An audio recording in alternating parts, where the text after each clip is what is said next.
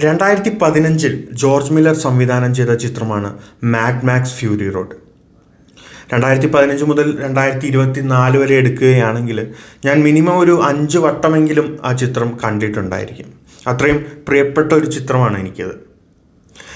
Mad Max fury റോഡിൻ്റെ ഒരു prequel ഇപ്പോൾ റിലീസായിട്ടുണ്ട്. ഫ്യൂരിയോസ എന്നാണ് ആ ചിത്രത്തിൻ്റെ പേര്. മാഡ് മാക്സ് ഫ്യൂറി റോഡൊക്കെ കണ്ടുകൊണ്ടിരിക്കുമ്പോൾ ആ ഒരു കാലഘട്ടത്തിൽ ട്രാഫിക്, നീലാകാശം, പച്ചക്കടൽ തുടങ്ങിയിട്ടുള്ള റോഡ് മൂവീസൊക്കെയാണ് ഞാൻ കണ്ടിട്ടുണ്ടായിരുന്നത്. മാഡ് മാക്സ് ഫ്യൂറി റോഡ് അതിൽ നിന്നും തികച്ചും വ്യത്യസ്തമായ ഒരു സിനിമ അനുഭവമാണ് എനിക്ക് തന്നിരുന്നത്. അത് കണ്ടിട്ടില്ലാത്തവർക്ക് ഫ്യൂരിയോസ എന്ന് പറയുന്ന ഇപ്പോൾ റിലീസ് ചെയ്തിട്ടുള്ള ചിത്രം കാണുക എന്നുള്ളത് ഒട്ടും കണക്റ്റ് ആവാത്ത ഒരു സംഗതിയാണ്. അതുകൊണ്ടാണ് മാഡ് മാക്സ് ഫ്യൂറി റോഡിനെ പറ്റിയിട്ട് ഒരു വീഡിയോ ചെയ്യാം, ഒരു റീക്യാപ്പ് ചെയ്യാമെന്ന് ഞാൻ വിചാരിച്ചത്.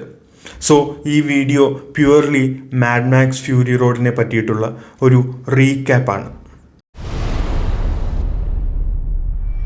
മറ്റ് റോഡ് മൂവികളിൽ നിന്നും മാഡ് മാക്സിനെ വ്യത്യസ്തമാക്കുന്നത് ഇതൊരു purely action packed road movie എന്നുള്ള നിലയ്ക്കാണ്.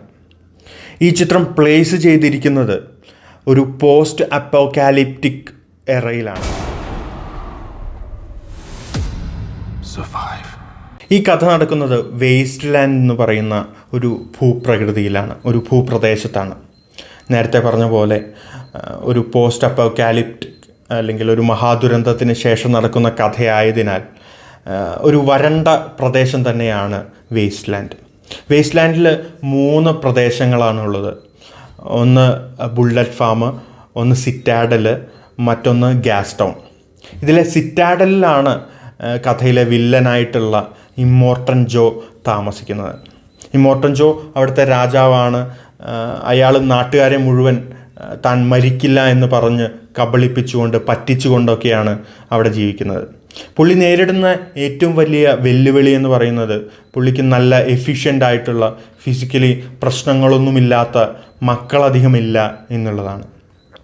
അതിനായിട്ട് അയാൾ ഒരുപാട് സ്ത്രീകളെ തൻ്റെ ഭാര്യമാരാക്കി കൊട്ടാരത്തിൽ താമസിപ്പിച്ചിട്ടുണ്ട്. തികച്ചും ഏകാധിപതിയായ ഇമ്മോർട്ടൻ ജോ തൻ്റെ ജനങ്ങൾക്ക് വെള്ളം കൊടുക്കുന്നത് തന്നെ റേഷനായിട്ടാണ്. അതുകൊണ്ട് തന്നെ ജനങ്ങൾ പട്ടിണിയിലും ഒരുപാട് രോഗങ്ങൾക്കും അടിമകളാണ്. ഈ ഇമ്മോർട്ടൻ ജോ ജീവിക്കുന്ന ഈ കൊട്ടാരം ഒരു പർവ്വതത്തിൻ്റെ ഉള്ളിലാണ്. അതിൻ്റെ താഴ്വാരത്തായിട്ടാണ് സാധാരണ ജനങ്ങളൊക്കെ ഉള്ളത്. ഏറ്റവും മുകളിൽ, ഈ പർവ്വതത്തിന് മുകളിലാണ് അല്പമെങ്കിലും എൻറ്റയർ വേസ്റ്റ് ലാൻഡിൽ പച്ചപ്പ് കാണാനാകുന്നത്. അങ്ങോട്ടേക്ക് സാധാരണ ജനങ്ങൾക്കൊന്നും പ്രവേശനമില്ല. ഇമ്മോർട്ടൻ ജോയ്ക്കും അയാളുടെ പരിവാരങ്ങൾക്കും മാത്രമേ അങ്ങോട്ട് പോകാൻ സാധിക്കുകയുള്ളൂ. ഈ ചിത്രത്തിലെ പ്രധാന കഥാപാത്രമാണ് മാക്സ്. മാക്സ് ഒരു സർവൈവറാണ്. സർവൈവർ എന്നാൽ ഇമ്മോർട്ടൻ ജോയെ പോലെയുള്ള മറ്റ് ഈ ഏകാധിപതികളിൽ നിന്നും രക്ഷപ്പെട്ട് നടക്കുന്ന ഒരാളാണ് മാക്സ്. മാക്സിന് ഒരുപാട് കാര്യങ്ങൾ ഹോണ്ട് ചെയ്യുന്നുണ്ട്. അതിലൊന്ന് അയാൾക്ക് പ്രിയപ്പെട്ടവരെ രക്ഷിക്കാൻ കഴിയാത്ത അവസ്ഥയാണ്. അത് അയാളെ ചിത്രത്തിലുടനീളം ഹോണ്ട് ചെയ്യുന്ന ഒരു കാര്യമാണ്. മാക്സിന് നമ്മുടെ ഇമ്മോർട്ടൻ ജോയുടെ വാർ ബോയ്സ് എന്നാൽ ഇമ്മോർട്ടൻ ജോയ്ക്ക് വേണ്ടി മരിക്കാൻ തയ്യാറായി നടക്കുന്ന ഭടന്മാരാണ്. ഇവർ മാക്സിനെ പിടിക്കുകയാണ്. മാക്സിനെ പിടിച്ച് ഈ സിറ്റാഡലിലേക്ക് കൊണ്ടുവരികയാണ്. അവിടെ വെച്ചാണ് വാർ ബോയ്സിന് മനസ്സിലാകുന്നത് മാക്സ് ഒരു യൂണിവേഴ്സൽ ഡോണറാണ് എന്നുള്ളത്. അതുകൊണ്ട് തന്നെ അയാളുടെ രക്തം ഈ വാർ ബോയ്സിലേക്ക് ട്രാൻസ്പ്ലാന്റ് ചെയ്യുകയാണ്. ഇത് നടക്കുന്നതിനൊപ്പം മറ്റൊരു കഥയും പാരലലായിട്ട് നടക്കുന്നുണ്ട്. അത് ഫ്യൂരിയോസയുടെ കഥയാണ്. ഫ്യൂരിയോസ ഇമ്മോർട്ടൻ ജോയുടെ ഭാര്യമാരെ രക്ഷപ്പെടുത്തി തൻ്റെ വാർ റിഗ് എന്നാൽ അവിടുത്തെ ഒരു വാഹനമാണ്. ആ വാഹനത്തിലാണ് നേരത്തെ നമ്മൾ സൂചിപ്പിച്ച ബുള്ളറ്റ് ഫാമിലേക്കും ഗ്യാസ് ടൗണിലേക്കുമൊക്കെ പലചരക്കുകൾ എത്തിക്കുന്നതും അവിടെ നിന്ന് ഗ്യാസ്, ഓയിൽ പോലെയുള്ള കാര്യങ്ങൾ തിരിച്ച് സിറ്റാഡലിലേക്ക് കൊണ്ടുപോകുന്നതുമെല്ലാം. ഫ്യൂരിയോസ ഇമ്മോർട്ടൻ ജോയുടെ ഭാര്യമാരെ രക്ഷപ്പെടുത്തി ഈ വാർ റിഗിൽ പോകുന്നത് തൻ്റെ ജന്മസ്ഥലമായ ഗ്രീൻ പ്ലേസിലേക്കാണ്. ഇതറിയുന്ന ഇമ്മോർട്ടൻ ജോ അവരെ പിടിക്കാനായി തൻ്റെ മക്കളെയും വാർ ബോയ്സിനെയും എല്ലാവരെയും കൂട്ടിക്കൊണ്ട് ഒരു യാത്രയ്ക്ക് ഇറങ്ങുകയാണ്. ആ യാത്രയാണ് മാഡ് മാക്സ് ഫ്യൂരി റോഡ്.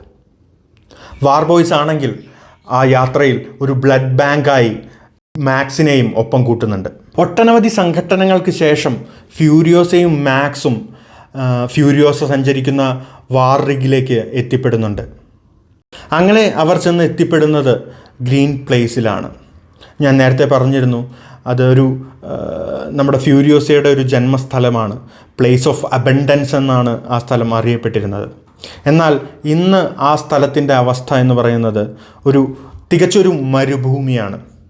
അവിടെ 4-5 വൃദ്ധയായ സ്ത്രീകൾ മാത്രമാണ് ഇന്നിപ്പോൾ ജീവിക്കുന്നത്.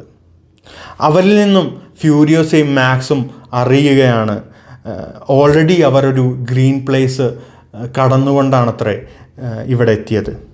വെറും 160 ദിവസം ജീവിക്കാനുള്ള ഇന്ധനം മാത്രമേ അവരുടെ കയ്യിലുള്ളൂ. അതുകൊണ്ട് തന്നെ എങ്ങോട്ടെന്നില്ലാതെ പോകുക എന്നുള്ളത് ഒരു യുക്തിപരമായ തീരുമാനമായിട്ട് മാക്സിന് തോന്നിയില്ല. മാക്സ് ഈ കാര്യം ഫ്യൂരിയോസയോടും ബാക്കി എല്ലാവരോടുമായിട്ട് പറയുകയാണ്. അങ്ങനെ അവരൊരു തീരുമാനമെടുക്കുകയാണ്. പോവുകയാണെങ്കിൽ തിരിച്ച് സിറ്റാഡലിലേക്ക് തന്നെ പോകണം. അവിടെ ജലമുണ്ട്, പച്ചപ്പുണ്ട്. ആകെ ഒരു വെല്ലുവിളി എന്ന് പറയുന്നത് ഇമ്മോർട്ടൻ ജോയാണ്. ഇമ്മോർട്ടൻ ജോയെ വകവരുത്തിയാൽ സുഖമായി എല്ലാവർക്കും ജീവിക്കാം. അങ്ങനെ അവർ വന്ന വഴി മുഴുവൻ തിരിച്ച് യാത്ര ചെയ്യുകയാണ്. തിരിച്ച് സിറ്റാഡലിലേക്ക് യാത്ര ചെയ്യുകയാണ്. ഈ പോകും വഴിയും സംഘട്ടനം നടക്കുന്നുണ്ട്. ആ സംഘട്ടനത്തിൽ ഇമ്മോർട്ടൻ ജോ മരിക്കുകയാണ്. മരിച്ച ഇമ്മോർട്ടൻ ജോയുമായി ഇവർ തിരിച്ച് സിറ്റാഡലിലേക്ക് പോവുകയാണ്. നിങ്ങൾ മരിക്കില്ല എന്ന് വിശ്വസിച്ച ഇമ്മോർട്ടൻ ജോ ഇതാ മരിച്ചു കിടക്കുന്നു.